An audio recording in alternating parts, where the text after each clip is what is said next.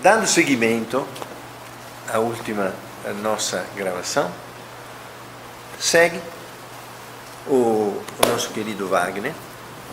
Sérgio está fazendo a sequência, como nós já avisamos, inclusive com a mesma roupa, porque nós gravamos os dois programas no mesmo dia, porque à medida que a gente foi falando, faltou um monte de coisa, né, Sérgio? E a gente então está pegando já o gancho e fazendo na sequência. Exatamente. Eu estava comentando no programa anterior sobre a crise da morte do Ernesto Bozano, e uma das coisas também que aparece aqui na análise que ele fazia é uma coisa que vocês vão encontrar muito na literatura espiritualista em geral. A pessoa fala assim: caramba, deu um clarão, me senti entrando num túnel de luz, e na outra ponta me vi num ambiente extrafísico, um mentor espiritual estava ali me esperando. Sabe aonde que isso começou a aparecer originalmente? No trabalho de EQMs, Experiências de Quase Morte, do Raymond Moody Jr., a Elizabeth Kubler-Ross, tem também o autor do livro O Voltar do Amanhã, que é o George Gordon Rich.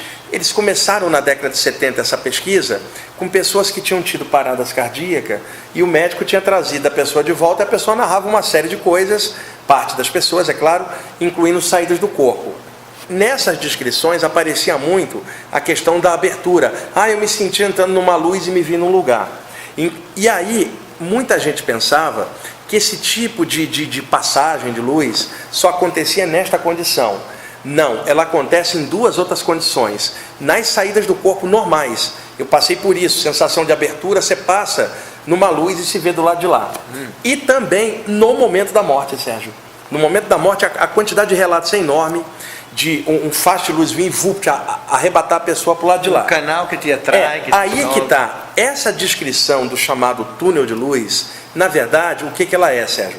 Imaginemos então que o Jefferson está ali atrás da câmera e ele está desencarnando. Nós somos dois mentores extrafísicos. O que a gente faz? A gente abre uma espécie de passagem entre planos, uma espécie de portal interplanos. E aí a gente absorve o corpo astral do Jefferson para fora, o corpo físico fica, é claro, e aí, num segundo, o Jefferson está aqui de frente com a gente, onde nós estamos esperando para introduzi-lo naquele pós-morte. Dorme um pouquinho, depois a gente explica. Isso é um merecimento ou acontece sempre? Não, isso acontece sempre.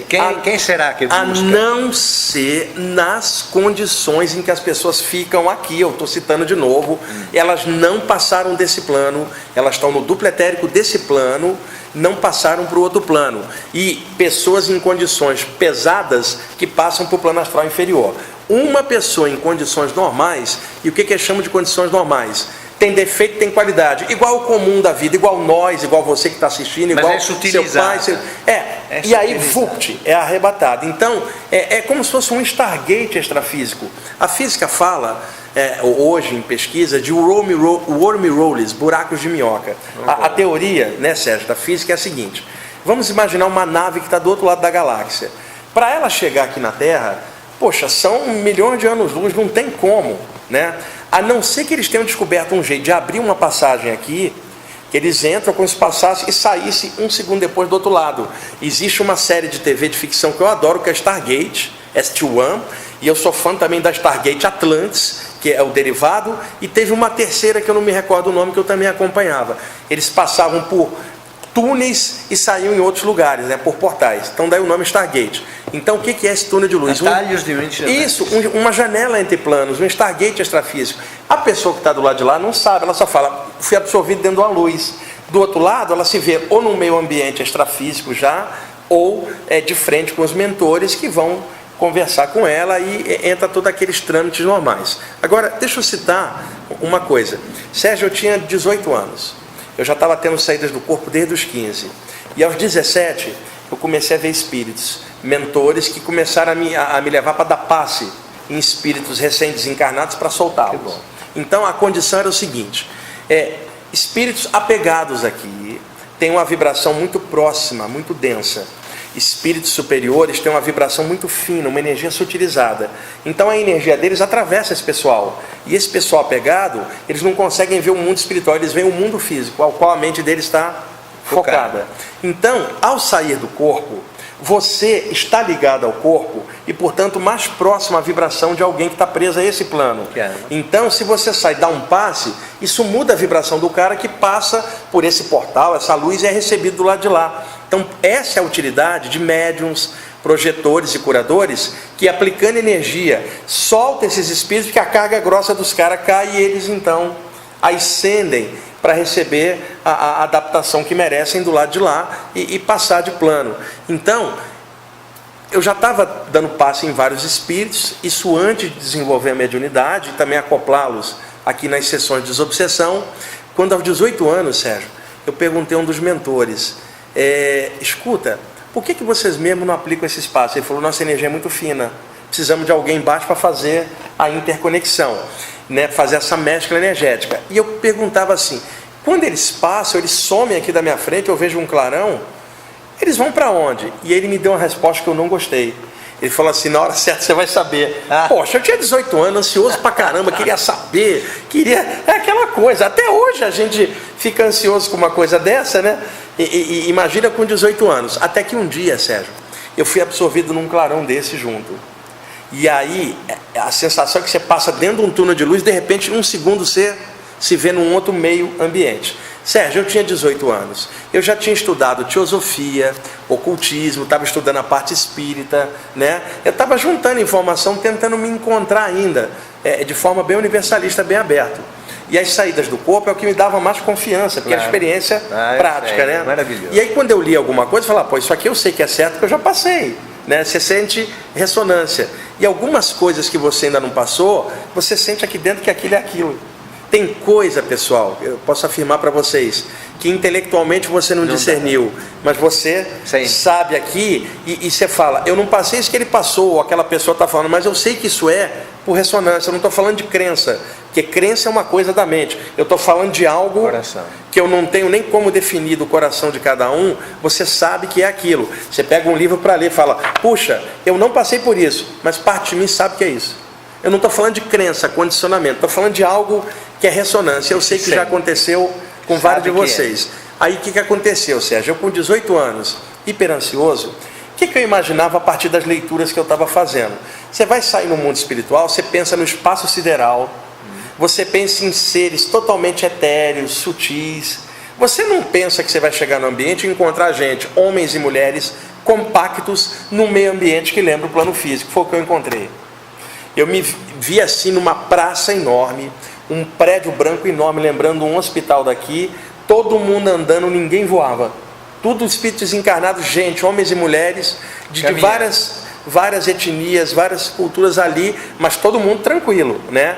E aí, um dos espíritos que aparecia para mim, apareceu e falou assim, eu falei que tinha hora para você vir, tá prematuro para você. Eu falei assim, mas isso aqui parece o plano físico.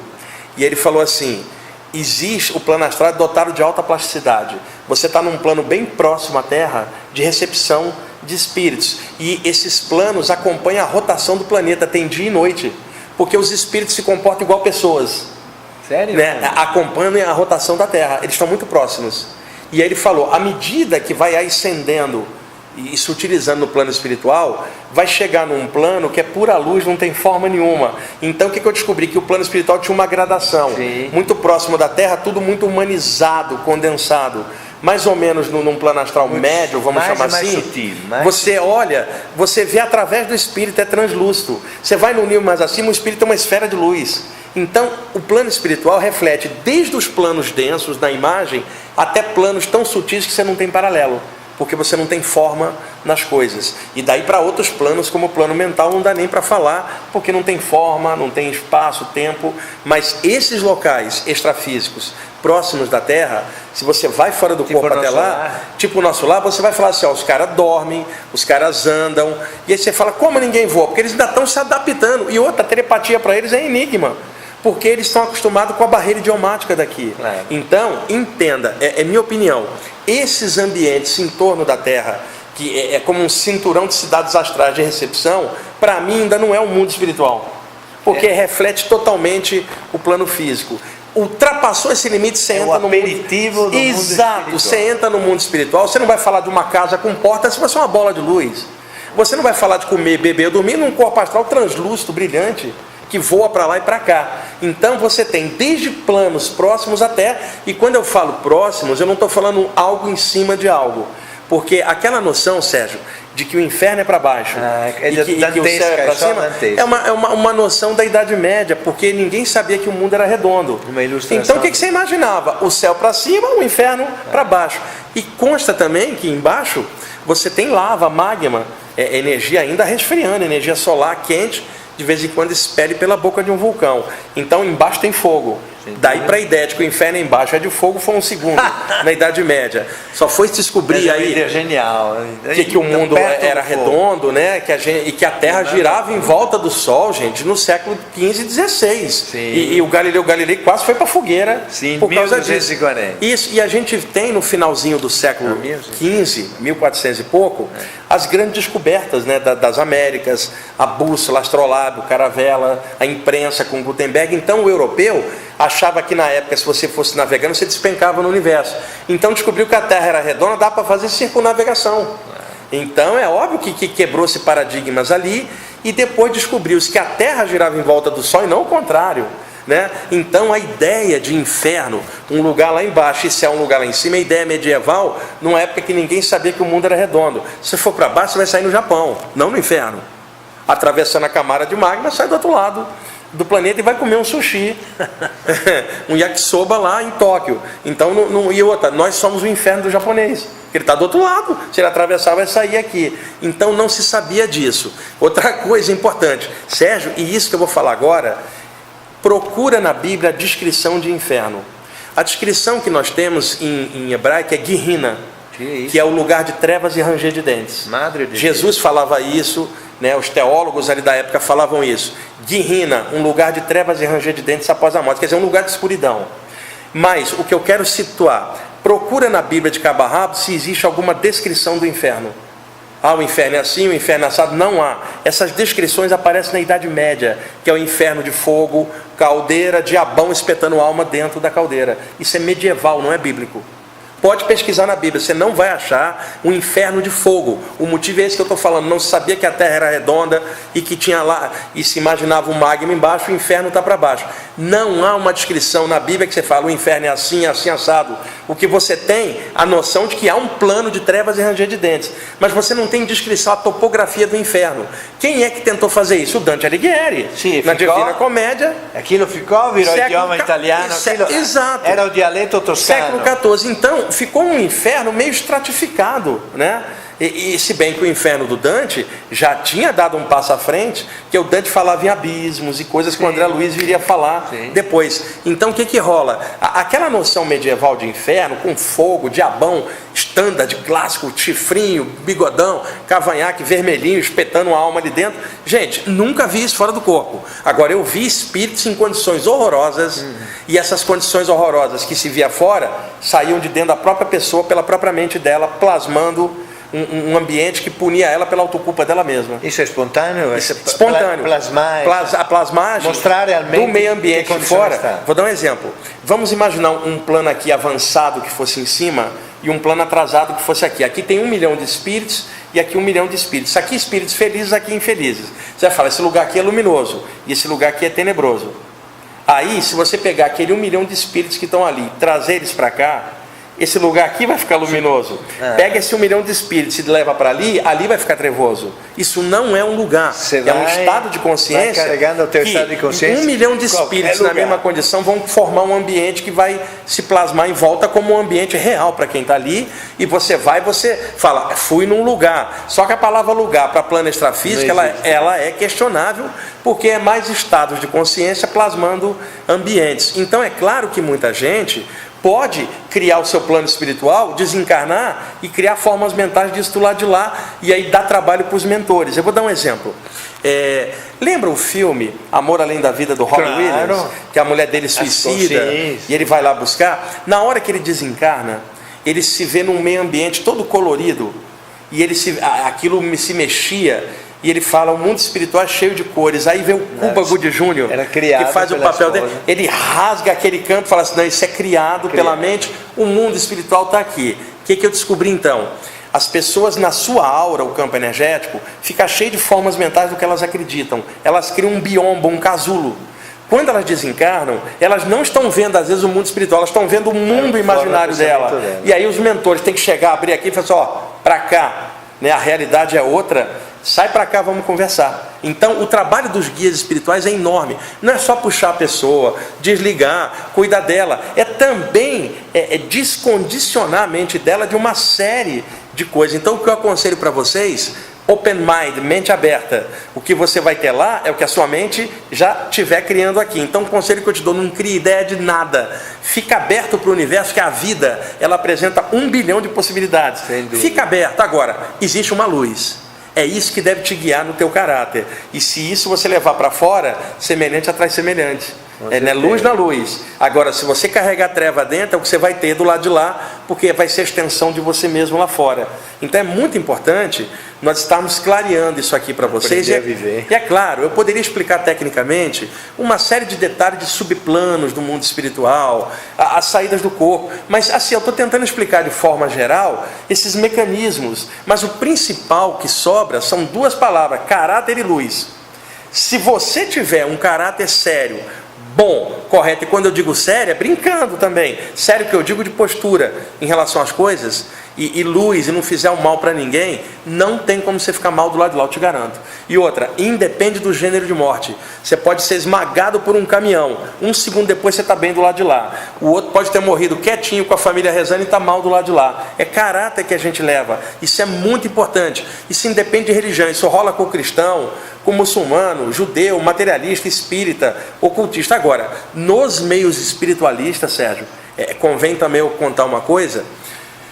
Existe muito estudante espiritual arrogante, que acha que porque estuda algo espiritual vai ter uma... Não tem. Porque mais vale um materialista que faz algo bom do que um espiritualista que não faz nada. Né? Então, muita gente se acha arrogante só porque estudou isso ou aquilo. Não adianta nada se o caráter não for bom. E outra, gente assim, eu vou até fazer, eu vou tirar o óculos para fazer, porque eu acho isso vomitivo, terrível. Você ficar fazendo uma cena hipócrita de um irmãozinho de luz que você não é, externamente, por dentro cheio de defeito. Tipo assim, sabe o que é? Eu sou da luz, eu sou do bem, eu sou da luz, e essa pessoa não perdoa ninguém. Fala mal do vizinho, está cheio de pensamento negativo igual todo mundo. Então é fantasia mística. Eu sou da luz. Nós não somos da luz como nós imaginamos. Calcula a quantidade de pensamento negativo que você teve esse último mês, que você vai entender. E nós também não somos tão ruins quanto a gente pensa. Nós somos o meio. Temos coisas excelentes e coisas estranhas. Estamos batalhando no meio com isso tudo para crescer vida após vida. Então não adianta fantasiar. Eu sou da luz e vou ficar bem. Você não vai ficar bem se você não estiver bem dentro. E alguém assim já não está bem porque é hipócrita. Bom, na minha opinião. Agora, eu conheço gente fantástica que é da luz. E todas essas pessoas que são da luz ajudam os outros, e detalhe, em silêncio. E não ficam falando isso e nem se acham tanto da luz, porque a humildade é característica delas. Então, o que eu aconselho a vocês, mente aberta, faz o melhor que você puder e torce para acontecer o que eu estou buscando para mim, o que o Sérgio está buscando para ele, o Jefferson. Um dia nós entramos no corpo. Quando nós sairmos, torce para que eu, o Sérgio, você e o Jefferson estejamos um pouquinho melhores do que na entrada. Vai ser um lucro danado, porque não é fácil crescer muito numa vida. Então, que na saída nós estejamos melhores do que na entrada, Sérgio, um tiquinho, eu já vou sair soltando fogos. Ninguém é tão da luz, ninguém é tão ruim, nós somos o meio, caminhando e evoluindo, e é muito importante conversar essas coisas, não como doutrina, não estou falando em nome de doutrina nenhuma, eu estou falando o que eu vi, o que eu pesquisei, como um cara igual Bozano pesquisou, e tantas coisas, e o que eu pude ver do lado de lá, seja nas saídas do corpo, seja na mediunidade. Eu estive em lugares, Sérgio, que não, era só luz, não havia forma de nada. E aí os espíritos falaram, aqui não tem tempo e espaço. Como é que eu vou narrar uma experiência dessa? Né? Eu tive em lugares que os espíritos eram translúcidos. Você olha e fala, é um homem ou uma mulher, mas você não vê como uma mulher. Você fala, é um espírito. Como eu tive em lugar que os caras pareciam mais densos do que a gente. Né? E lugares terríveis que era escuridão, gente gemendo e espíritos deformados no astral inferior. Tem de tudo no universo, desde a coisa bem horrível até a coisa maravilhosa. E eu fico perguntando, não é assim também dentro da gente? Tem desde o maravilhoso ao horrível. Nós somos capazes de coisas incríveis para a luz e coisas incríveis para a besteira. E a gente está em mais uma encarnação para aprender a diminuir a besteira e aumentar a luz. Então eu quero que vocês saibam que uma das formas que a gente tem de tentar aumentar a luz e fazer coisa boa é um programa igual esse, Sérgio. o Jefferson está fazendo comigo, você, a tentativa de jogar claridade em cima desses temas. E observe, não há nenhuma religiosidade no que eu estou te falando, e você também pode ter outra opinião diferente da minha, e não importa muito. Agora, nós todos vamos embora, então é questão de tempo a comprovação disso para um ou para outro. Se tem um tema que a gente não precisa brigar, é sobre vida após a morte. A própria morte, ela vai te mostrar o que rola. Agora, tomara que role caráter e luz. Essas duas coisas, você vai sair, vai decolar igual um foguete, chegar do lado de lá feliz pra caramba, e vai falar, valeu a pena ter vivido lá embaixo, ter me esforçado. O lance todo não é lá, é aqui, porque o que nós fazemos aqui vai repercutir lá, porque nós carregamos isso por dentro. Vamos ter um reencontro, se os nossos antepassados, parentes, tá? Esse tudo também rola. Agora, até nisso, Sérgio, pode ter variação.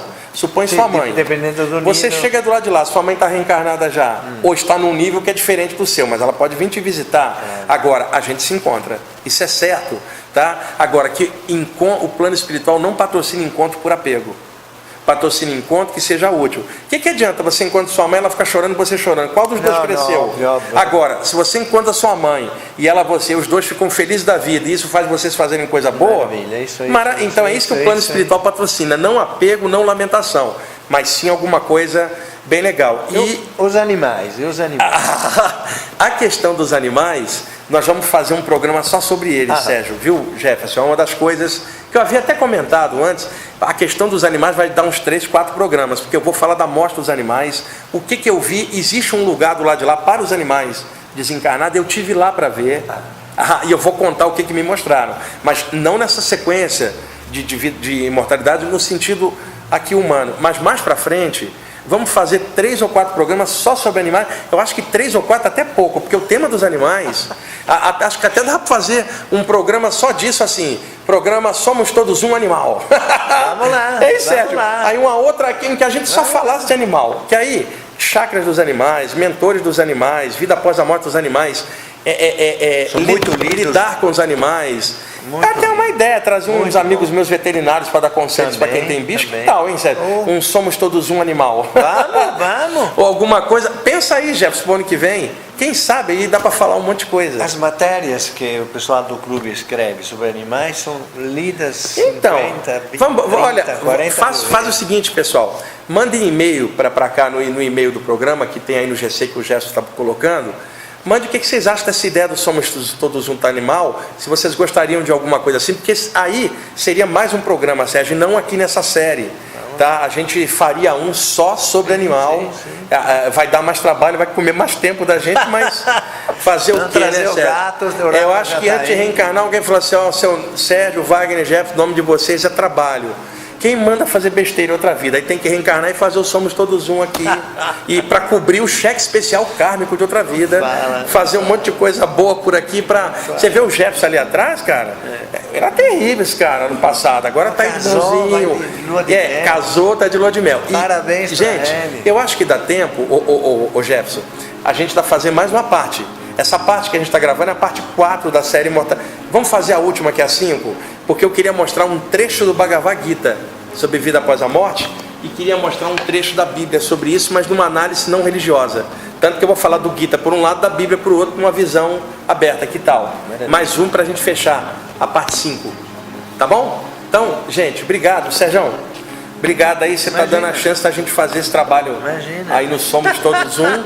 E tomara que esteja sendo uma coisa boa para vocês, pessoal, porque para a gente também é muito bom estar fazendo isso. Nós estamos falando do tema que a gente mais ama, que é a parte espiritual. É uma bênção estar reencarnado com esses temas abertos para a gente podendo falar isso sem ficar impondo nada, só passando alguma coisa legal, respeitando quem pensa diferente. E o importante, essas duas coisas, caráter e luz. Isso aí é básico, independente de credo, de sexo, país ou cultura. É a nossa ação que determina a qualidade da nossa consciência. Isso aí é básico para qualquer um, em qualquer área.